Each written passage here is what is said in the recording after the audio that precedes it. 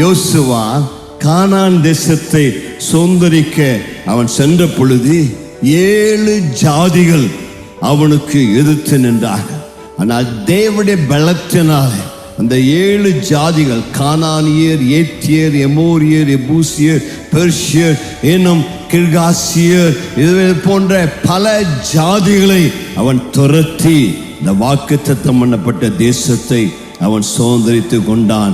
உங்களுக்கும் தேவன் அநேக சுதந்திரங்களை வைத்திருக்கிறார்.